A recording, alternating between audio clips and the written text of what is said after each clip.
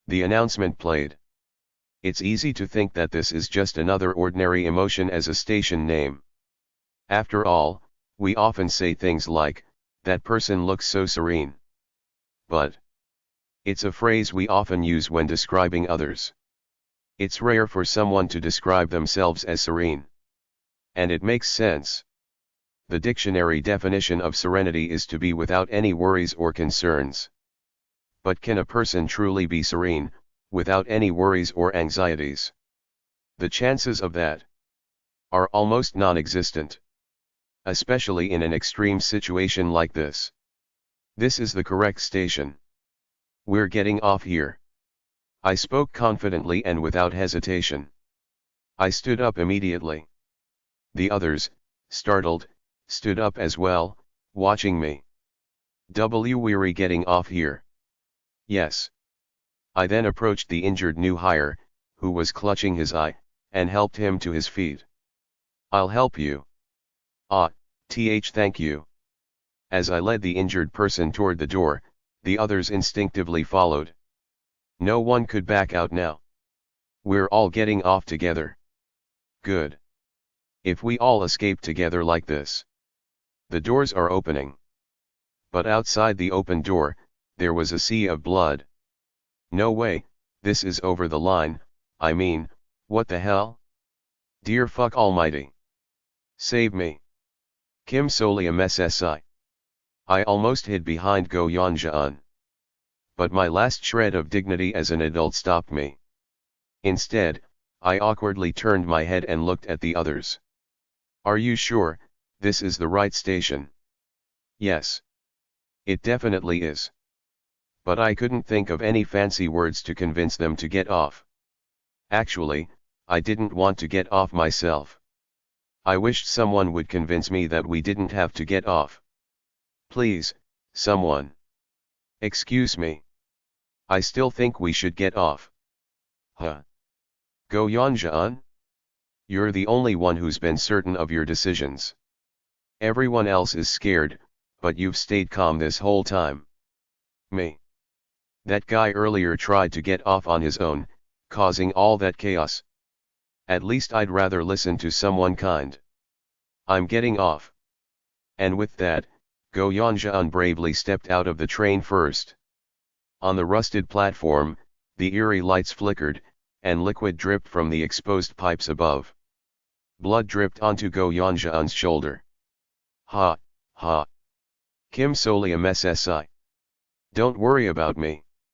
I believe in you too. Let's go. The injured person I was helping urged me forward. Maybe they thought I was hesitating out of concern for them.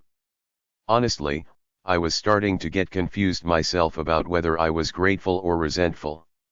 In any case, I naturally followed Go Yanjaan off the train. The others, still hesitating, eventually followed as well. At least I wasn't the last one off, which was a relief. It's easy to overlook, but being the last one is the scariest position. Ha! At this point, I just want to abandon myself. Should we head up the stairs? Yes.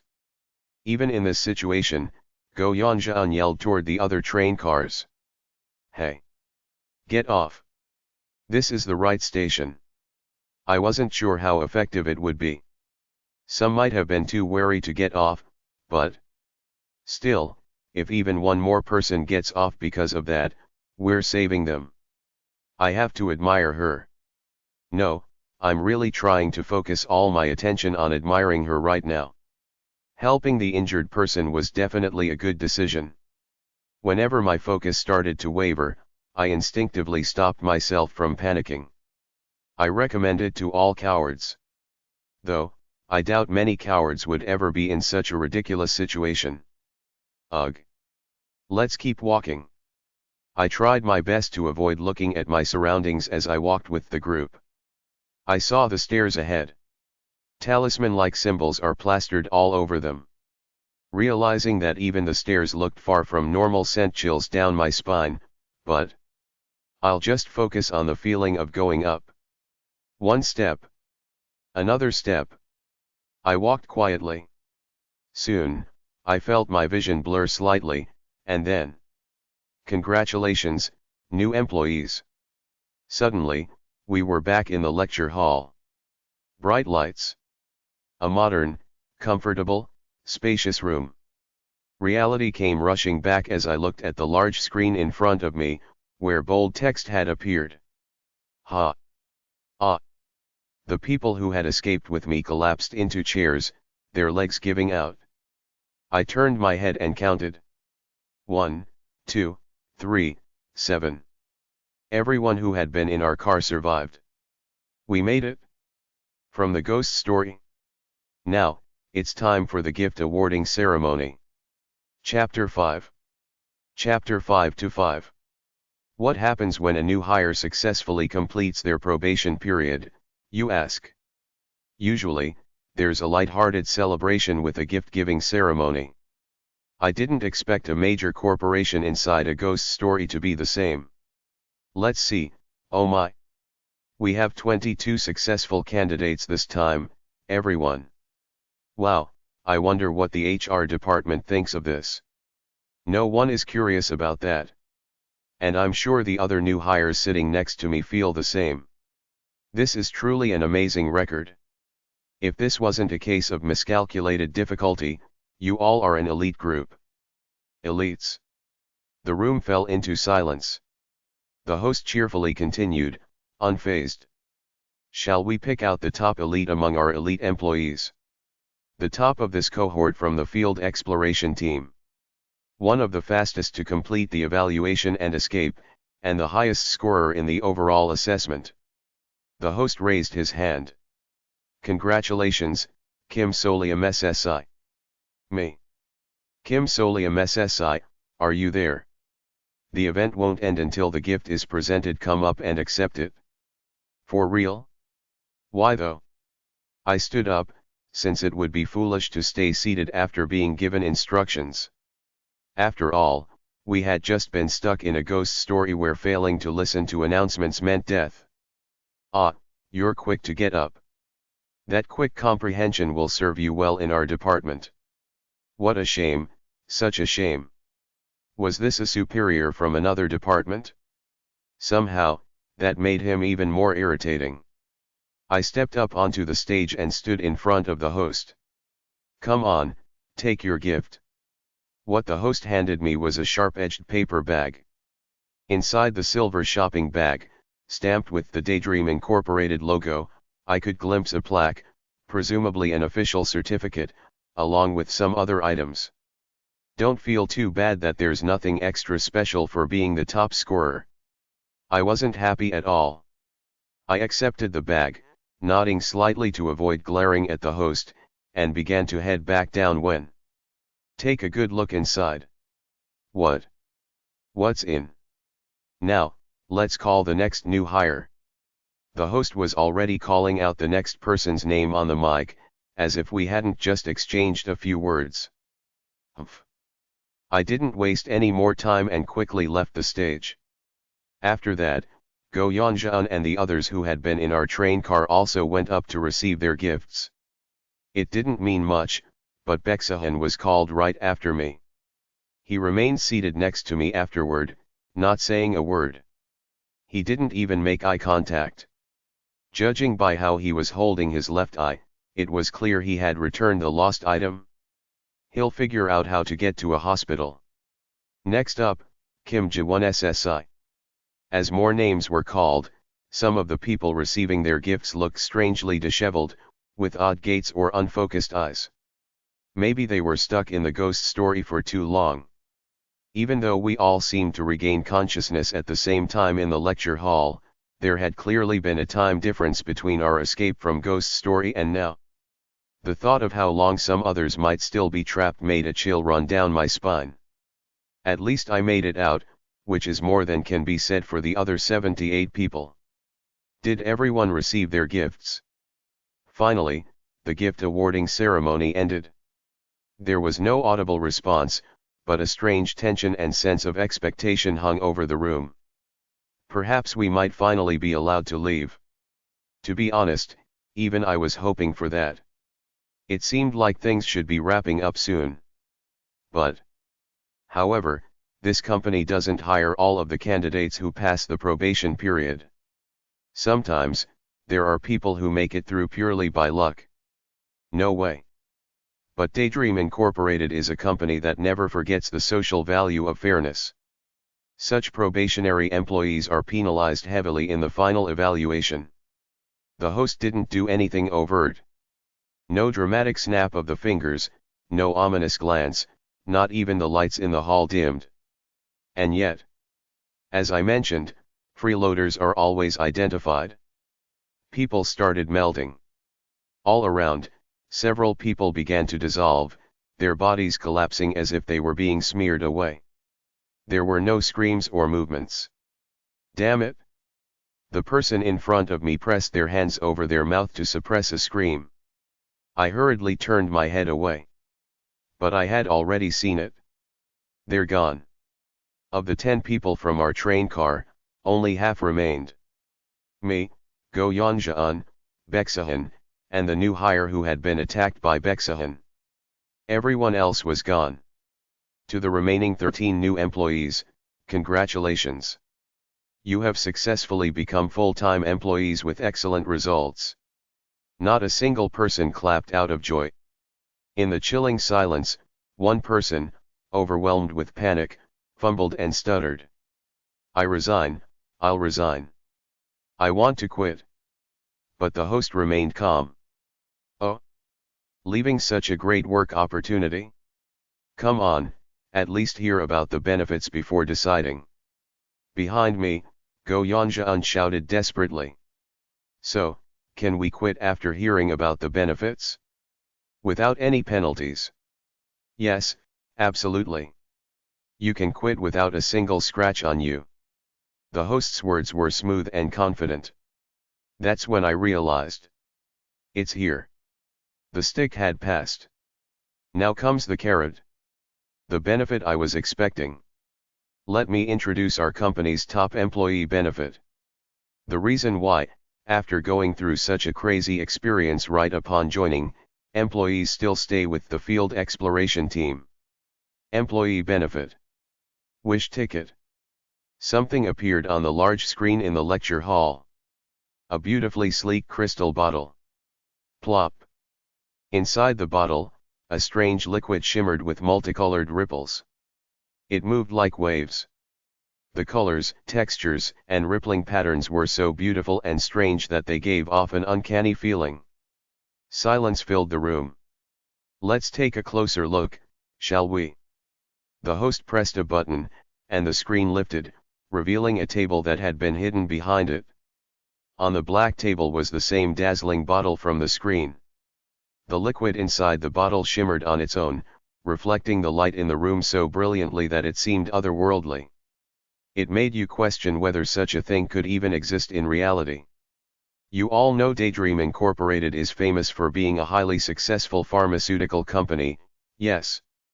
I mean, how advanced must our technology be if we even developed a cure for baldness? But in truth, our main product is something else. It's this. The host steadied his trembling hand and put on white gloves. Then, carefully picking up the crystal bottle from the table, he held it up for the employees to see. The name of this medicine is the wish ticket. And its effect is, just as it sounds. When you drink it, any wish will come true. Don't believe me? But we have a whole truckload of your seniors and superiors who've taken this and had their wishes fulfilled. Allow me to demonstrate. The host tore open the packaging of the bottle and downed it in one gulp. Today's the day I was scheduled to receive my wish ticket. Haha. And in that moment, everyone in the lecture hall immediately knew what the host's wish had been. The instant he drank the wish ticket.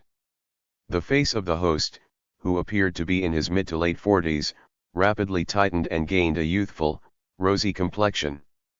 His body became fit, and his hair grew back, shiny and thick. He had returned. He looked exactly like a young man in his prime, full of energy and growth. Yahoo! The host, who now looked like a high school student, raised his fist in excitement. How about that?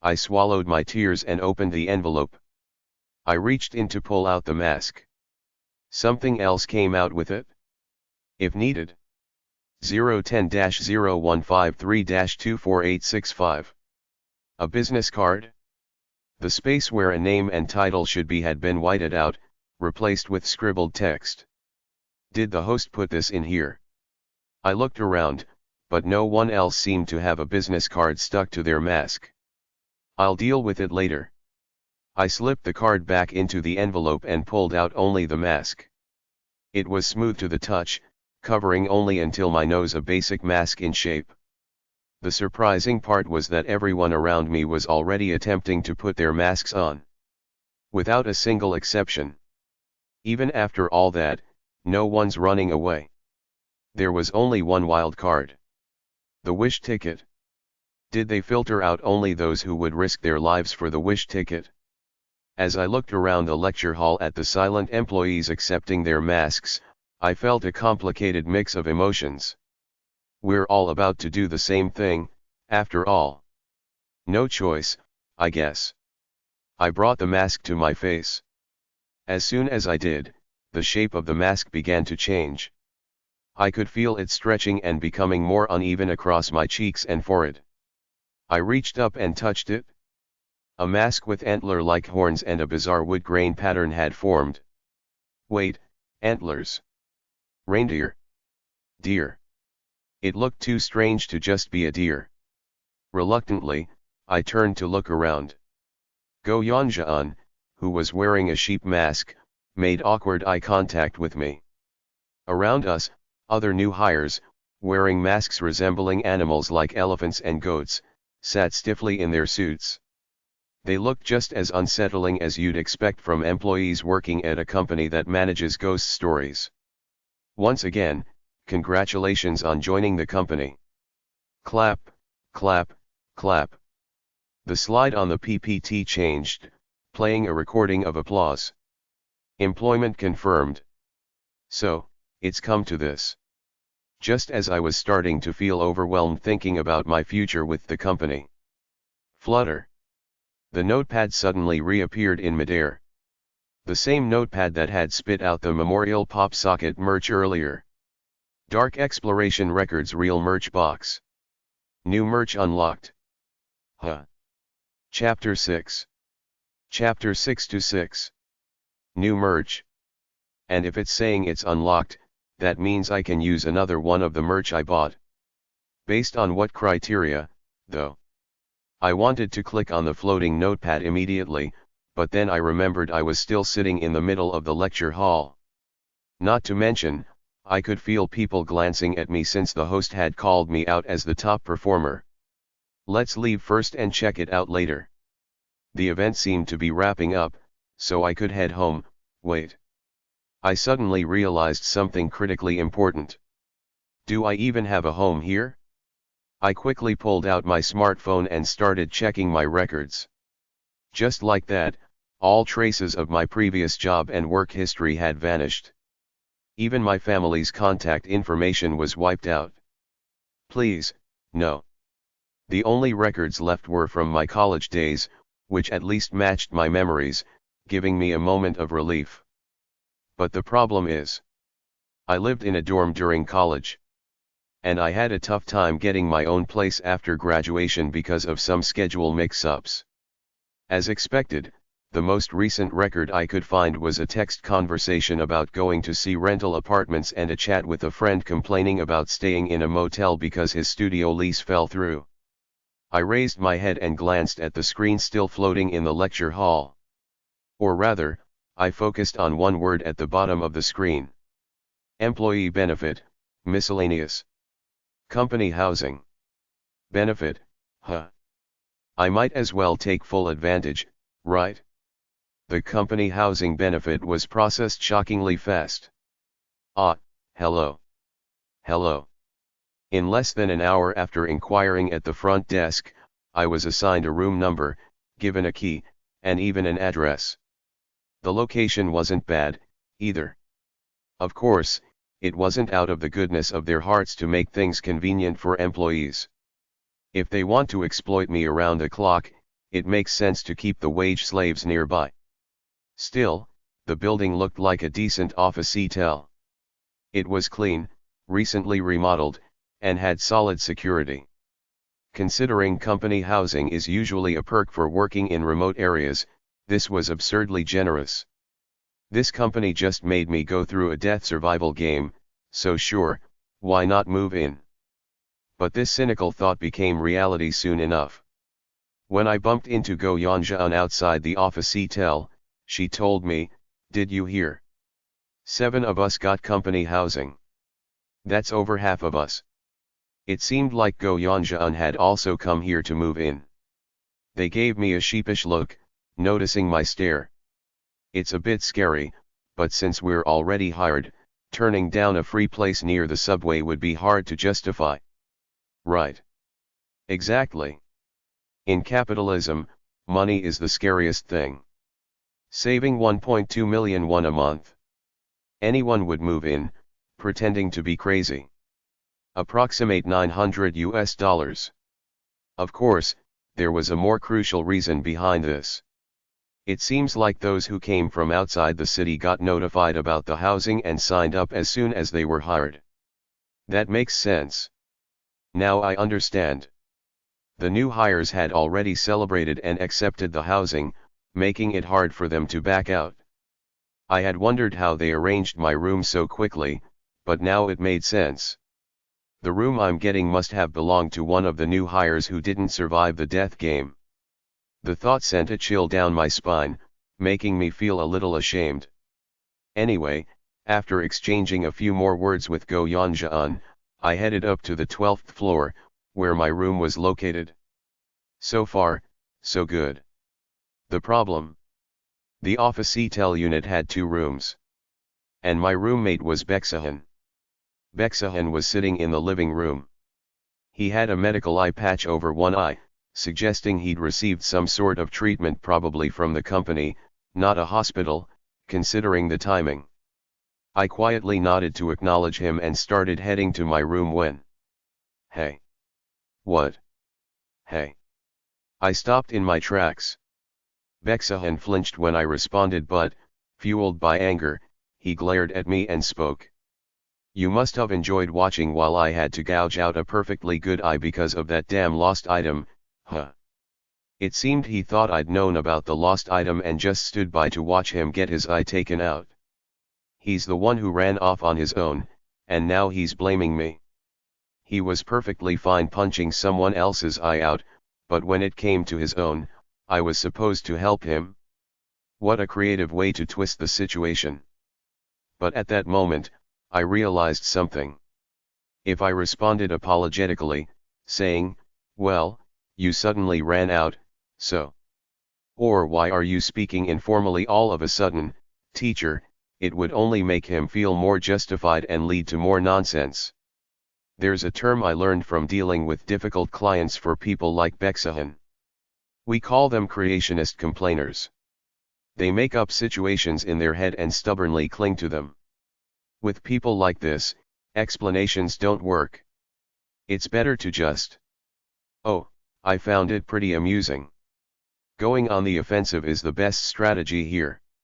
I walked right up to Beksahan and gripped his shoulder firmly. "Thanks for that. I had a great time. Is this what they call a dopamine rush? WH. Make sure to share more good news with me. Actually, I hope we work together. Work's going to be a blast. That should do it." Now, he probably thinks I'm crazy. Given his behavior so far and his performance in Beksahan seems like the type who, if he realized the other person was scared, would push them into a corner even more. In that case, it's better to plant the impression of "I should stay away from this guy." Consider it a bit of bluffing, too. I patted Beksahan's shoulder a couple of times, then stood up and walked toward my room without looking back. As long as he doesn't stab me in my sleep, I'll be fine. Of course, I was bluffing a bit just now. The likelihood of working together with someone from the same squad is extremely low. What company forms squads of only new hires?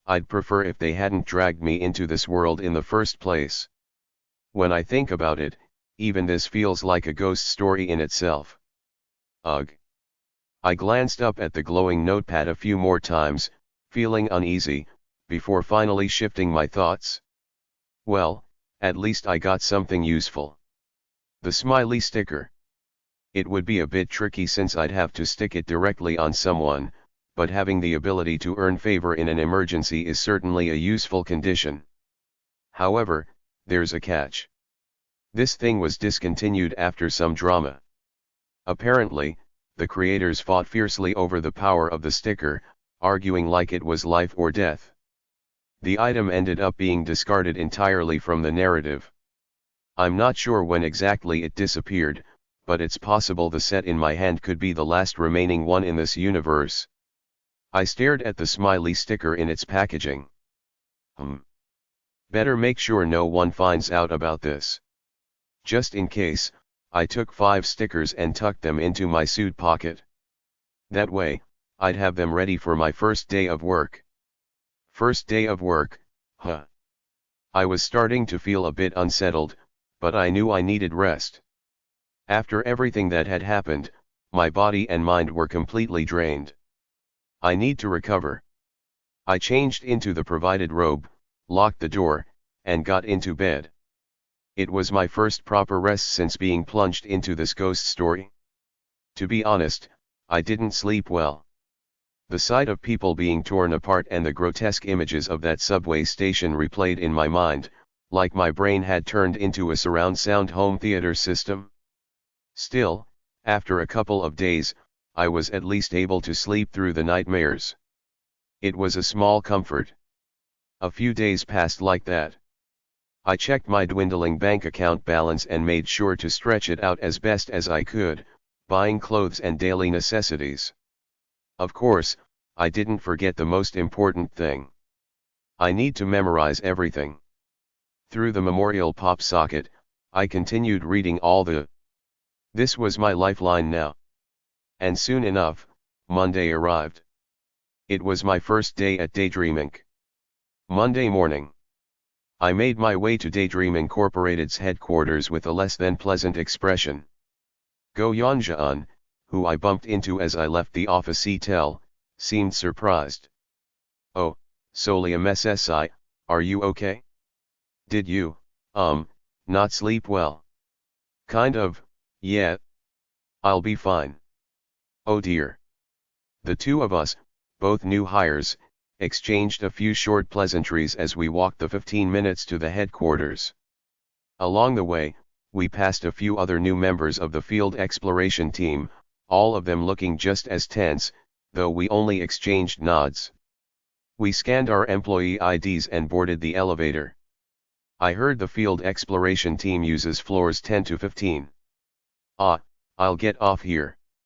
Solium SSI, let's give it our best shot, okay? Yes, let's do our best. I waved as Go Yanjaan got off on the 10th floor, then glanced at the button I had pressed for my floor. 13th floor.